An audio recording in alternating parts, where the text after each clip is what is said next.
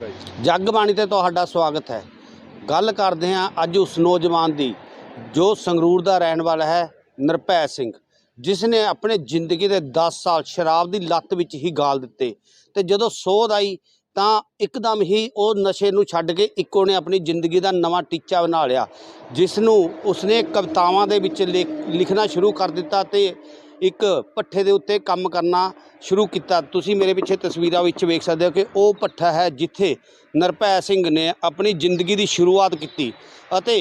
नाल उसने कवितावां लिखियां, कवितावां भी इहो जिहियां लिखियां कि लोगों के दिलों नूं छूहण लग पईयां। साडे नाल वो निरभै सिंह जी मौजूद ने। सत श्री अकाल भाजी, जगबाणी ते सत श्री अकाल जी। सत श्री अकाल जी भाजी। पहला सवाल ये कि उस नौजवान जिहड़े ने अपनी जिंदगी के 10 साल एक शराब की लत विच गाल दिते, लड़ाइयां झगड़ियां च भी तुहाडा नाम आंदा रहा, वो एकदम किवें छड्डिया गया? कि तुहानूं इह जी सोध मिली कि तुसीं अपनी वो जिंदगी छड्ड के एक नवीं जिंदगी बनाई? सब तो पहला मैं दिल दीआं गहराइयां तो बहुत बहुत धन्नवाद करदा जी जगबाणी चैनल का, जिन्हां ने मैनूं निमाणे नूं लोकां तक मेरी आवाज़ पहुँचाउण दा मेरी मदद की है। मैं दिल दीआं गहराइयां तो जगबाणी अदारे का बहुत बहुत शुकराना करदा होया आप सब नाल सांझ पाउण लग्या जी। सारिआं नूं मेरे वल्लों प्यार भरी सत श्री अकाल जी। भाजी गल करिए कि एक वो शराबी सीगा निरभै सिंह ते एक अज दा निरभै सिंह है, जमीन असमान का फर्क है। ये जिहड़ा फर्क आया किस तरह आया, सानू पहले साडे दर्शकों नूं ये दसो।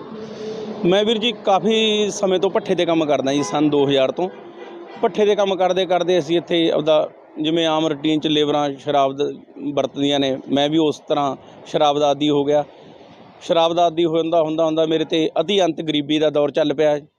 5-5 रुपइयां नूं मैं रुपये नूं बेमताज हो गया, पैसे देखण तो तरस गया। मैनूं अपने आप नूं लग्या कि मेरे दोस्त मित्र भैन भरा रिश्तेदार मेरे तो हुण मुख मोड़ गए ने। सो फिर मैं सारे हालातां नूं समझदा होया शब्द गुरु श्री गुरु ग्रंथ साहिब जी का ओट आसरा लिया। गुरु ग्रंथ साहिब जी के पवित्र चरनां दे विच अरदास बेनती की कि महाराज मैनूं माड़े कामां तो हटा के मैनूं जिंदगी जिउण दा चज बख्शो। महाराज गुरु ग्रंथ साहिब ने मेरी बेनती नूं प्रवान करते हुए मेरे तो नशा दा छुटकारा करवाया। अज मैं अपनी लाइफ वधिया तरीके नाल जिउ रहा जी। सो महाराज ने मैनूं कविता की दात बख्शी। मैं 2-3 साढ़े 3 सालों तो कवितावां लिखण लग गया जी। जो कवितावां मैं जिन्हां दे विच दरबार साहिब दीआं सिफतां संगरूर दीआं, समाजिक मसले, किसानी अंदोलन दे ते होर बहुत सारे मुद्दे मैं कविता दे राहीं लोकां दे रूबरू कीते ने जी। एक पिछे जे सानू पता लग्या सीगा कि तुहानूं श्री हरमंदर साहिब तो भी सन्मानित किया गया। तुसीं एक उन्हां ते कविता लिखी सी, पहला तो सारे दर्शकों को वो 4 पंक्तियां सुनाओ तो उस बारे बात। मैं धन धन साहिब श्री गुरु रामदास जी महाराज ने किरपा की, मैनू अपने आप नूं दिल तो लग्या कि जे किते स्वर्ग साक्षात स्वर्ग के दर्शन करने होण तां वो जगह श्री हरमंदर साहिब अमृतसर की जगह है, जिन्हों असीं साक्षात स्वर्ग कह सकते हैं। सो उस वास्ते मैं महाराज ने मैनू दात बख्शी कविता दी लिखी। मैं जे धरती ते स्वर्ग देखना है मना खोल अंदरलियां अखां, वो धरती दा ऐसा हिस्सा जिथे सीस झुकण रोज़ लखां, ना इट्टां दी समझ इमारत क्यों करें कमलिया शक्कां, रामदास गुरु मेहरां वंडदे तेरियां पूर देणगे पक्खां, तू निरभैसियां बन जा उहदा ਜਿਹੜਾ ਤੇਰਾ हरदम रखदा रखां, तेरियां हरदम रखदा रखां।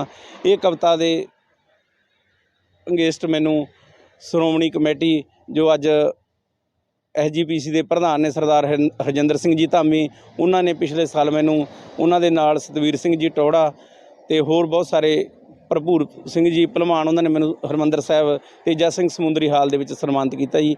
सो मैनू गुरु रामदास जी घर तो सिरोपा मिलिया, बहुत वड्डी बख्शिश मिली। मैं अपने आप को खुश नसीब समझदा।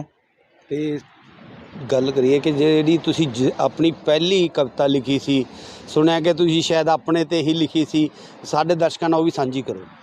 भाजी मैं जिहड़ियां भी कविता लिखदा मैं किसी वाल कोई उंगल करके नहीं लिखदा।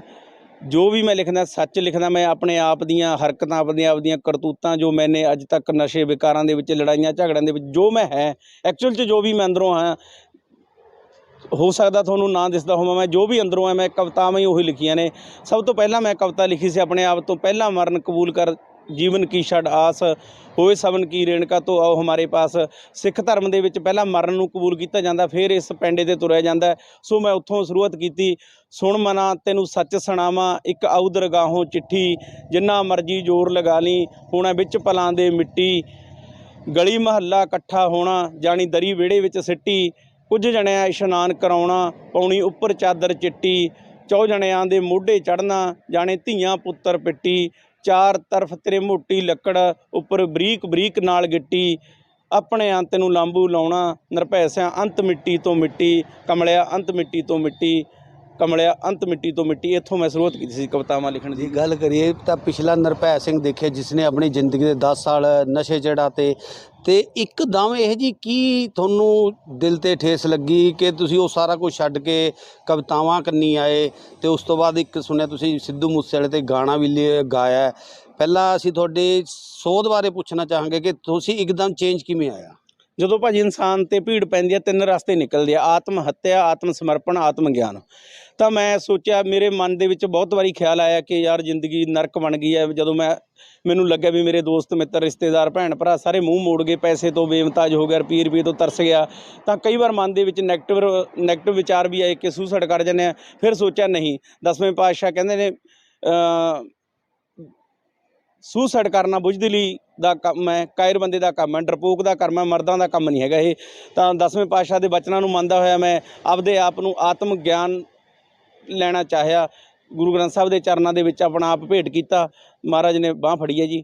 ਸੋ ਨਸ਼ੇ ਵਿਕਾਰਾਂ ਤੋਂ ਖਹਿੜਾ ਛੁਡਵਾ ਕੇ ਗੁਰੂ ਮਹਾਰਾਜ ਨੇ ਫਿਰ ਕਿਰਪਾ ਕੀਤੀ ਆਪਦੀ ਵਧੀਆ ਜ਼ਿੰਦਗੀ ਜਿਉਣ ਦੀ।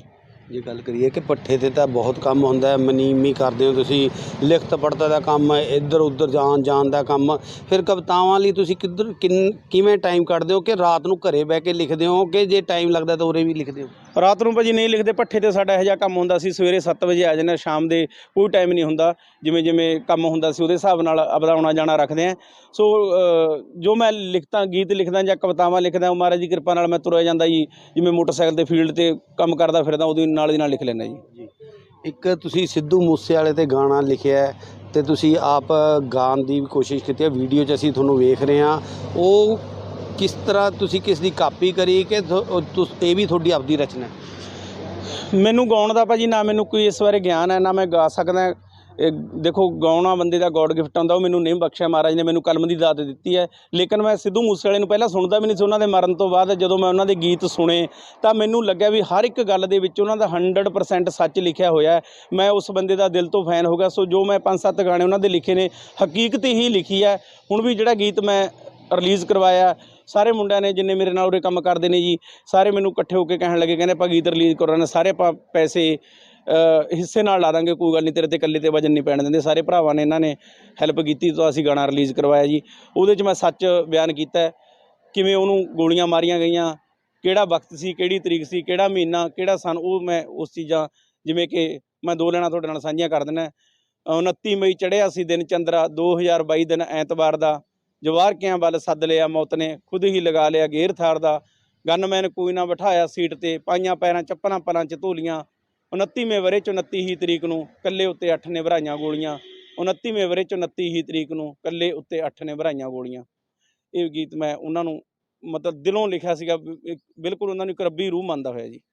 ਅਖੀਰੀ ਕੁਐਸਚਨ ਹੈ, ਤੁਹਾਨੂੰ ਹਜ਼ਾਰਾਂ ਦਰਸ਼ਕ ਦੇਖ ਰਹੇ ਨੇ, ਜਿਹੜੇ ਨੌਜਵਾਨ ਨਸ਼ੇ ਦੀ ਲੱਤ ਵਿੱਚ ਪੈ ਚੁੱਕੇ ਨੇ ਜਾਂ ਜਿਹੜੇ ਨਵੇਂ ਪੈਣ ਦੀ ਕੋਸ਼ਿਸ਼ ਕਰ ਰਹੇ ਆ, ਉਹਨਾਂ ਨੂੰ ਤੂੰ ਕੀ ਮੈਸੇਜ ਦੇਣਾ ਚਾਹੁੰਦਾ? ਮੈਂ ਸਾਰੇ ਭਰਾਵਾਂ ਨੂੰ ਇਹੀ ਕਹਿਣਾ ਚਾਹੂੰਗਾ ਜੀ, ਨਸ਼ੇ ਵਿਕਾਰਾਂ ਤੋਂ ਜੋ ਵੀ ਦੋਸਤ ਨਸ਼ੇ ਕਰਦੇ ਨੇ, ਇਹਨਾਂ ਨੂੰ ਛੱਡਣਾ ਕੋਈ ਬਹੁਤ ਵੱਡੀ ਔਖੀ ਗੱਲ ਨਹੀਂ ਹੈਗੀ। ਮਤ ਸਮਝੋ ਕਿ ਅਸੀਂ ਦਵਾਈਆਂ ਦੇ ਨਾਲ ਹੀ ਛੱਡ ਸਕਦੇ ਹਾਂ ਜਾਂ ਸਾਨੂੰ ਕੋਈ ਮੈਡੀਸਨ ਵਧੀਆ ਚਾਹੀਦੀ ਹੈ। ਸਿਰਫ ਤੇ ਸਿਰਫ ਰੌਲਾ ਮੰਨਦਾ ਵੀਰ ਜੀ, ਆਪਣਾ ਮਨ ਮੰਨ ਗਿਆ। ਨਸ਼ੇ ਕੀ ਬੰਦਾ 5 ਮਿੰਟਾਂ ਦੇ ਵਿੱਚ ਰੋਟੀ ਵੀ ਤਿਆਗ ਸਕਦਾ ਹੈ। ਮੈਂ ਵਾਅਦਾ ਕਰਦਾ ਤੁਹਾਡੇ ਨਾਲ, ਤੁਸੀਂ ਮੈਨੂੰ ਕਹੋ ਵੀ 15 ਦਿਨ ਰੋਟੀ ਨਾ ਖਾਵਾਂ, 15 ਦਿਨ ਰੋਟੀ ਨਹੀਂ ਖਾਊਂਗਾ ਜੀ। ਐਡਾ ਆਪਣੇ ਮਨ 'ਤੇ ਕੰਟਰੋਲ ਹੈ ਅਤੇ ਕੋਈ ਇਹੋ ਜਿਹੀ ਗੱਲ ਨਹੀਂ ਹੈਗੀ। ਨਸ਼ੇ ਨੂੰ ਛੱਡਣਾ ਬਹੁਤ ਸੌਖੀ ਗੱਲ ਹੈ। ਆਪਣਾ ਮਨ ਦਾ ਮਤਲਬ ਜਿਹੜਾ ਵਿਚਾਰ ਵਧੀਆ ਹੋਣੇ ਚਾਹੀਦੇ ਨੇ। ਇਹ ਸਨ ਨਿਰਭੈ ਸਿੰਘ ਜੀ, ਜਿਨ੍ਹਾਂ ਦਾ ਆਖਣਾ ਹੈ ਕਿ ਮਨ ਜੀਤੇ ਜਗ ਜੀਤ। ਜੇ ਆਪਾਂ ਆਪਣੇ ਮਨ ਨੂੰ ਜਿੱਤ ਲੈਂਦੇ ਹਾਂ ਤਾਂ ਸਾਰੀ ਦੁਨੀਆ 'ਤੇ ਵੀ ਜਿੱਤ ਪਾ ਸਕਦੇ ਹਾਂ। ਅਤੇ ਨਾਲ ਹੀ ਇਹਨਾਂ ਨੇ ਉਹ ਨੌਜਵਾਨਾਂ ਨੂੰ ਮੈਸੇਜ ਦਿੱਤਾ ਹੈ ਕਿ ਤੁਸੀਂ ਇਹ ਨਸ਼ੇ ਦੀ ਲੱਤ ਛੱਡ ਕੇ ਇੱਕ ਆਪਣੀ ਜ਼ਿੰਦਗੀ ਦੀ ਸੋਧ ਲਵੋ, ਕਿਉਂਕਿ ਜਦੋਂ ਬੰਦਾ ਇੱਕ ਸੋਚ 'ਚ ਚੱਲਦਾ ਹੈ ਤਾਂ ਉਹ ਕਿਤੇ ਦੀ ਕਿਤੇ ਪਹੁੰਚ ਸਕਦਾ ਹੈ। ਇਹ ਮਿਸਾਲ ਆਪਣੇ ਸਾਹਮਣੇ ਸੀ ਨਿਰਭੈ ਸਿੰਘ ਦੀ। 10 ਸਾਲ ਆਪਣੀ ਜ਼ਿੰਦਗੀ ਦੇ ਗਾਲ ਕੇ ਇਹਨਾਂ ਨੇ ਅੱਜ ਇੱਕ ਇਹੋ ਜਿਹੀ ਲੱਤ ਨਸ਼ੇ ਨੂੰ ਛੱਡ ਕੇ ਇੱਕ ਨਵੀਂ ਰਾਹ ਫੜੀ, ਕਵਿਤਾਵਾਂ ਲਿਖਦੇ ਨੇ ਤੇ ਭੱਠੇ ਤੇ ਕੰਮ ਕਰਦੇ ਨੇ। ਹੁਣ ਹਰ ਨੌਜਵਾਨ ਨੂੰ ਇਹਨਾਂ ਤੋਂ ਸੋਧ ਲੈਣੀ ਚਾਹੀਦੀ ਹੈ। ਸੰਗਰੂਰ ਤੋਂ ਰਵੀ ਸ਼ਰਮਾ, ਜਗਬਾਣੀ ਟੀਵੀ।